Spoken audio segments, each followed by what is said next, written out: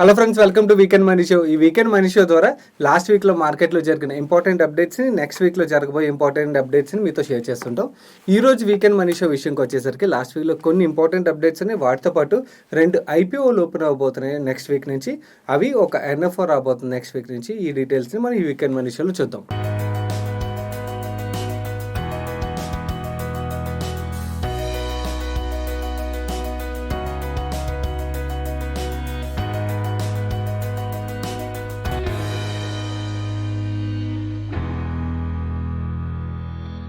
ముందుగా మనం లాస్ట్ వీక్లో మేజర్ న్యూస్ అయిన GMM Pfaudler ఒక ఆఫర్ ఫర్ సేల్ గురించి మాట్లాడుకుందాం.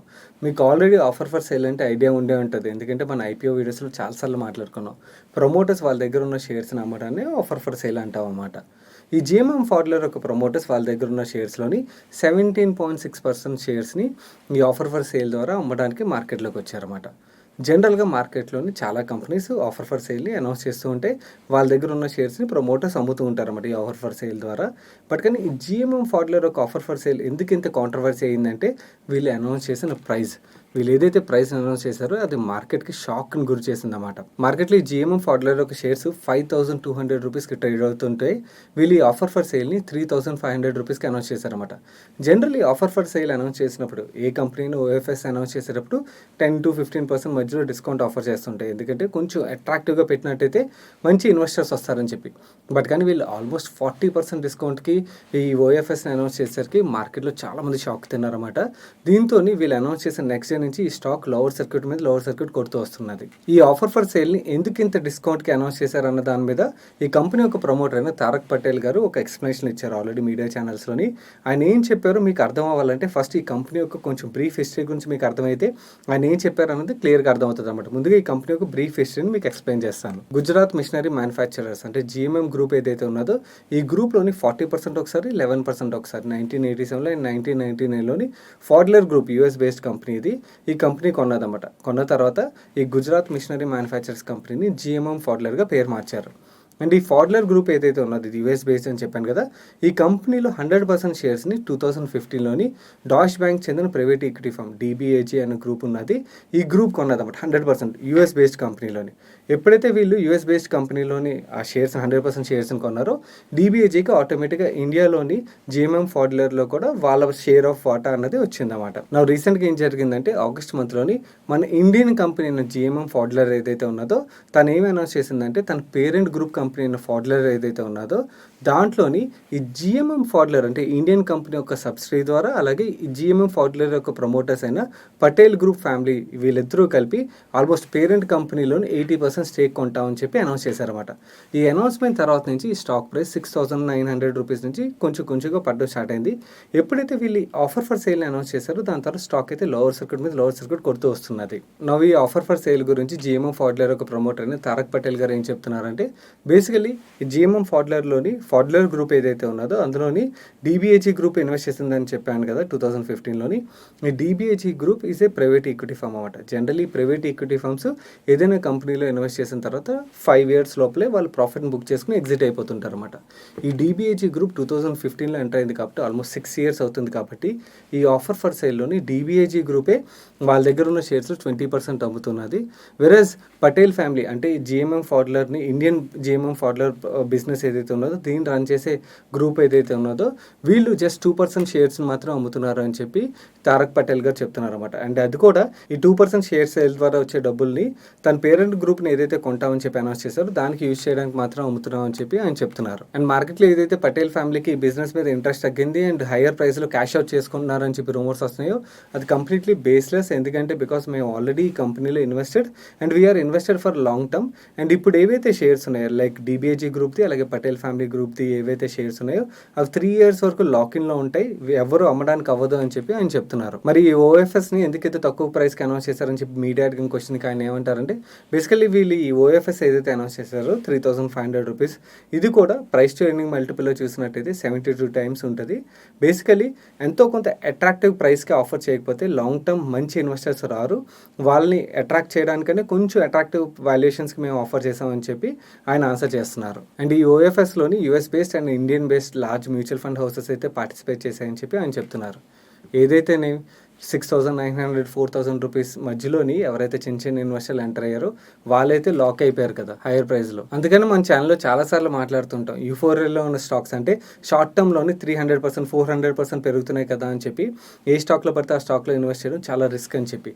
బేసికలీ ఈ స్టాక్లో ఏం జరిగిందంటే 1,000 రూపీస్ ఆ రేంజ్లోని ఇన్స్టిట్యూషనల్ ఇన్వెస్టర్స్ ఎంటర్ అయ్యారు. వాళ్ళు ఎంటర్ అయ్యారు కదా అని చెప్పి మార్కెట్లో ఎప్పుడైతే యూఫోరియా వచ్చిందో ఆ స్టాక్ కూడా బాగా పెరగడం స్టార్ట్ అయింది. ఎప్పుడైతే స్టాక్ బాగా పెరిగిందో చాలామంది రీటైల్ ఇన్వెస్టర్స్ హయ్యర్ ప్రైస్లోని 5,000 6,000 రేంజ్లోని ఈ స్టాక్లో ఎంటర్ అయ్యారన్నమాట.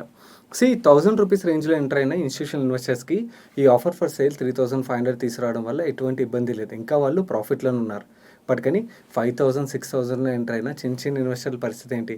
వాళ్ళైతే హైయర్ ప్రైస్లో లాక్ అయిపోయారు కదా. అండ్ వాళ్ళ ప్రైస్కి ఈ స్టాక్ ప్రైస్ ఎప్పుడు పెరుగుతుంది అన్నది క్వశ్చన్ మార్క్ కదా. ఎందుకంటే ఒక్కొక్కసారి ఎప్పుడైతే ఇలాంటి ఇష్యూస్ వస్తాయో వచ్చినప్పుడు స్టాక్ ప్రైస్ మళ్ళీ ఆ రేంజ్ పెరగడం అనేది చాలా టైం పట్టేస్తుంటుంది ఒక్కోసారి. అండ్ ఎప్పుడైతే ఈ స్టాక్ ప్రైస్ ఎంతలా పడడం స్టార్ట్ అయిందో మన వ్యూవర్స్ చాలామంది కింద కామెంట్ బాక్స్లో అడుగుతున్నారు, ఈ స్టాక్ ప్రైస్ ఎంతలా పడింది కదా ఇప్పుడు ఈ స్టాక్లో ఎంటర్ అవ్వచ్చా అని చెప్పి.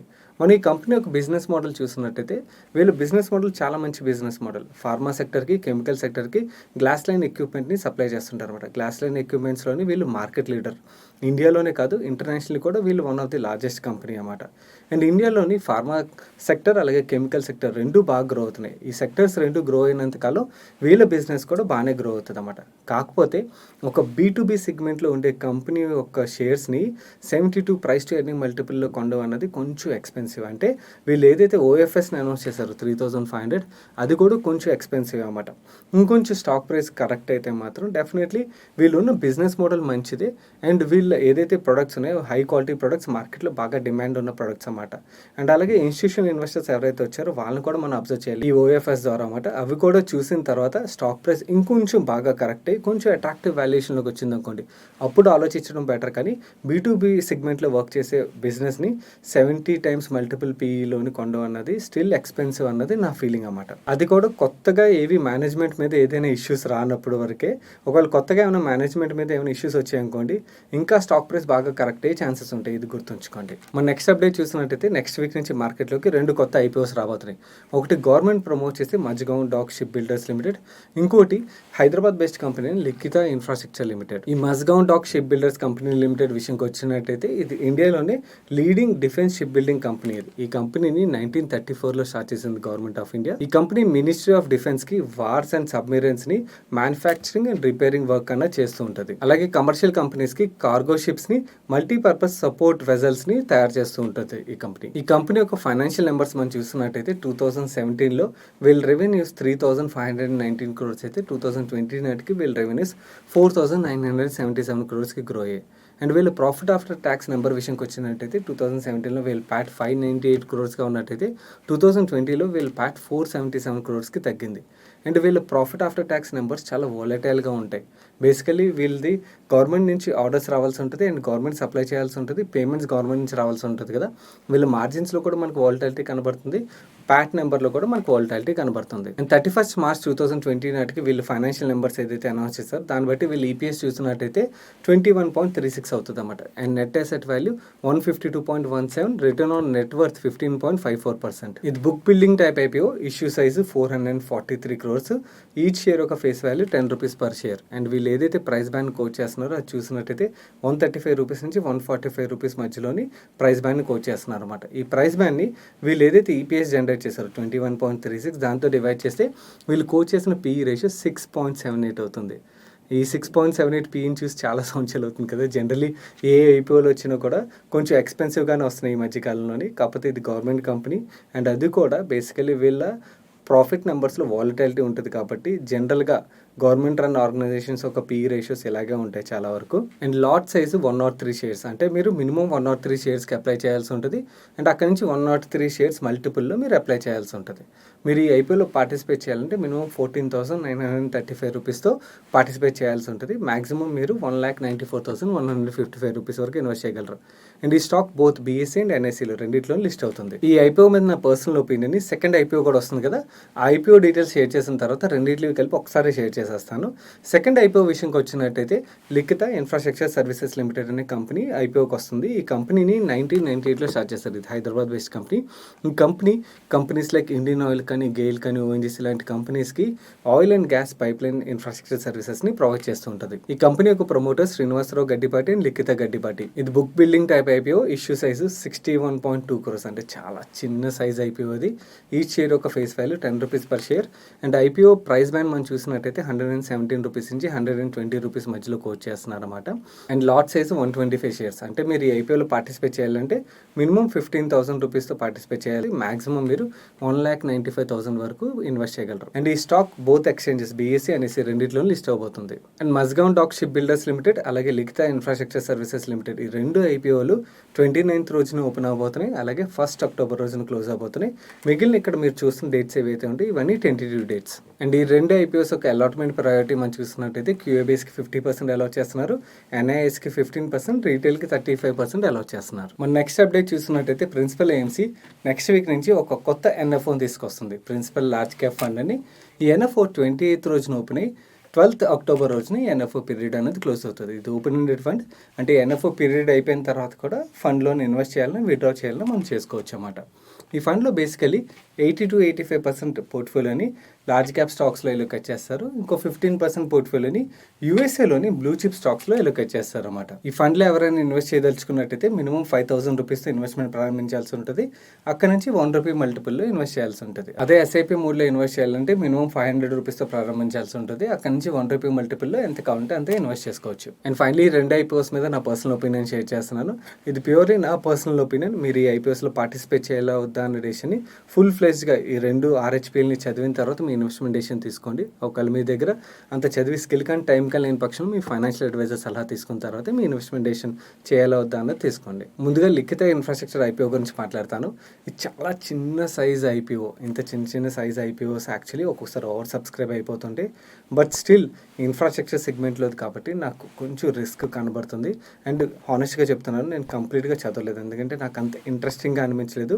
కంప్లీట్ ఆర్హెచ్పిని అయితే చదవలేదు, బట్ ఫైనాన్షియల్ నెంబర్స్ అయితే మాత్రం బాగానే గ్రో అవుతున్నాయి కంపెనీవి. సో ఎవరికైతే ఇంట్రెస్ట్ ఉంటుందో ఒకసారి చూడండి. బట్ ఒక విషయం గుర్తుంచుకోండి, ఇంత చిన్న సైజ్ ఐపీఓస్ కానీ చిన్న సైజ్ కంపెనీస్లోని రిస్క్ ఎక్కువ ఉంటుంది. అండ్ ఫ్యూచర్లో కూడా డేటా అవైలబిలిటీ చాలా తక్కువగా ఉంటుంది అన్నమాట. As a retail share holder మనకి చాలా తక్కువ డేటా దొరుకుతుంది. వేరేస్ ఇన్స్టిట్యూషన్ షేర్ హోల్డర్స్కి చాలా ఎక్కువ యాక్సెస్ ఉంటుంది, అంటే ప్రమోటర్స్ని కలిసే యాక్సెస్ అది ఉంటుంది, వేరేస్ మనకు ఉంటుంది అన్నమాట. ఇంత చిన్న సైజ్ కంపెనీస్లో ఏదైనా ఇష్యూస్ జరిగాయంటే మనకి బయటకు వచ్చి మొత్తం ప్రైస్ పడిపోయే వరకు మనకు తెలియదు అన్నమాట. సో కొంచెం జాగ్రత్తగా ఉండడం బెటర్. అందుకనే I'm avoiding this IPO. And next IPO Mazagon dock ship builders విషయంకి వచ్చినట్టయితే ఇది పిఎస్యూ కంపెనీ. అండ్ మీకు గుర్తున్నట్టయితే ఈ వీడియోలో నేను మొత్తం డిఫెన్స్ స్టాక్స్ ఏవైతే ఉన్నాయో వాటి డీటెయిల్స్ షేర్ చేస్తూ వాటిలో ఉన్న ఇష్యూస్ని షేర్ చేశాను కదా, ఎందుకు నేను ఈ స్టాక్స్ని అవాయిడ్ చేస్తానని చెప్పి. సేమ్ ఇష్యూస్ ఈ కంపెనీకి కూడా అప్లికబుల్ అవుతాయి అన్నమాట. మీరు ఒకవేళ ఆ వీడియోని చూడనట్టయితే ఈ ఐపీఓకి అప్లై చేసే ముందు మిస్ అవ్వకుండా చూడండి, ఎందుకంటే బికాస్ ఆ వీడియోలోని బేసికలీ ఈ డిఫెన్స్ రిలేటెడ్ పిఎస్యూ కంపెనీస్ ఏవైతే ఇష్యూస్ని ఫేస్ చేస్తుంటే వాటి గురించి షేర్ చేశాను. ఎందుకు ఈ కంపెనీస్లో మనం రీటైల్ షేర్ హోల్డర్స్ ఇన్వెస్ట్ చేయకూడదు అని చెప్పి క్లియర్గా చెప్పాను అనమాట. సేమ్ ఇష్యూస్ ఈ కంపెనీకి కూడా అప్లికబుల్ అవుతాయి. సో కొంచెం జాగ్రత్తగా ఉండండి. అండ్ నేనైతే ఈ ఐపీఓని కూడా అవాయిడ్ చేస్తున్నాను. మనం ఇప్పుడు లాస్ట్ 1 weekలో వేరే కేటగిరీ ఆఫ్ మ్యూచువల్ ఫండ్స్ ఎలా పర్ఫామ్ చేసి మార్కెట్ ట్రెండ్ ఎలా ఉన్నది అనేది చూద్దాం. బేసికలీ ఈ డేటా నేను ఇంతకుముందు ప్రొవైడ్ చేసామని దాని తర్వాత ఆపేశాను. మన వ్యూవర్స్ మళ్ళీ చాలామంది డిమాండ్ చేస్తున్నారు కాబట్టి మళ్ళీ ప్రొవైడ్ చేస్తాను. ఇక్కడ నుంచి ప్రతి వీకెండ్ మనుషుల్ని ఈ డేటాని ప్రొవైడ్ చేస్తాను. ముందుగా ఈక్విటీ ఫండ్స్తో స్టార్ట్ చేద్దాం. లార్జ్ క్యాప్ ఫండ్స్ లాస్ట్ 1 weekలో 5.96% కరెక్ట్ అయ్యి, large and mid cap category 5.81% పడింది. మల్టీ క్యాప్ కేటగిరీ 5.89% కరెక్ట్ అయింది. మిడ్ క్యాప్ కేటగిరీ 5.84% కరెక్ట్ అయింది. స్మాల్ క్యాప్ కేటగిరీ అన్నిటికన్నా ఎక్కువ 6.86% కరెక్ట్ అయింది. Tax saver category of funds 5.85% correct అయ్యాయి. హైబ్రిడ్ కేటగిరీ విషయంకి వచ్చినట్టయితే అగ్రెసివ్ హైబ్రిడ్ కేటగిరీ 4.27% పడింది. బ్యాలెన్స్ అడ్వాంటేజ్ కేటగిరీ 2.95% పడింది. ఈక్విటీ సేవింగ్స్ కేటగిరీ 1.9% పడింది. డెట్ ఫండ్స్ విషయంకి వచ్చినట్టయితే లిక్విడ్ ఫండ్స్ 2.95% పెరిగాయి. అల్ట్రా షార్ట్ టర్మ్ ఫండ్స్ 3.94% పెరిగాయి. లో డ్యూరేషన్ ఫండ్స్ 6.47% పెరిగాయి. Credit risk category of funds 15.37% పెరిగాయి. మీడియం డ్యూరేషన్ ఫండ్స్ 10.09% పెరిగాయి. గిల్డ్ ఫండ్స్ 8.15% పెరిగాయి. మీరు ఇక్కడ డెట్ ఫండ్స్లో చూస్తున్న రిటర్న్స్ అని సింపుల్ అనలైజ్ రిటర్న్స్. మనం ఇప్పుడు లాస్ట్ 1 weekలో లాస్ట్ 365 daysలో వేరే ఇండైసెస్ ఎలా మూవ్ అయ్యో చూద్దాం. సెన్సెక్స్ లాస్ట్ 1 weekలో 3.75% పడింది, వేరే లాస్ట్ 1 yearలో 3.12% పడింది. నిఫ్టీ లాస్ట్ 1 weekలో 3.95% పడింది, లాస్ట్ 365 daysలో 3.45% పడింది. మిడ్ క్యాప్ ఇండెక్స్ లాస్ట్ 1 weekలో 4.73% పడింది, లాస్ట్ 365 డేస్లో 0.78% పెరిగింది. BSc small cap index last 1 వీక్లో 5.26% కరెక్ట్ అయింది. లాస్ట్ 365 డేస్లో 8.31% పెరిగింది. బ్యాంక్ నిఫ్టీ లాస్ట్ 1 వీక్లో 4.76% కరెక్ట్ అయింది. లాస్ట్ 1 ఇయర్లో 29.08% పడింది. That's it for this weekend money show guys. ఈ వీకెండ్ మనీ షోలో నేను షేర్ చేసిన ఇన్ఫర్మేషన్ మీకు హెల్ప్ఫుల్ అయినట్టయితే వీడియోని లైక్ చేయండి. అలాగే మీ ఫ్రెండ్స్ అండ్ ఫ్యామిలీ మెంబర్స్కి ఉపయోగపడుతుందంటే వాళ్ళకి షేర్ చేయండి. అండ్ ఇప్పటివరకు మీరు మన మనీ పర్స్ ఛానల్ సబ్స్క్రైబ్ చేయనట్టయితే ఇక్కడ మన ఛానల్ లోగో మీద క్లిక్ చేసి ఛానల్ సబ్స్క్రైబ్ చేస్తూ పక్కన ఉన్న బెల్ ఐకాన్ నుండి ఆల్ నోటిఫికేషన్స్ని యాక్టివేట్ చేసుకోండి. నేను సాయి కృష్ణ పత్రి, మీ మనీ పర్స్ ఛానల్ చూస్తున్నాను. Thank you.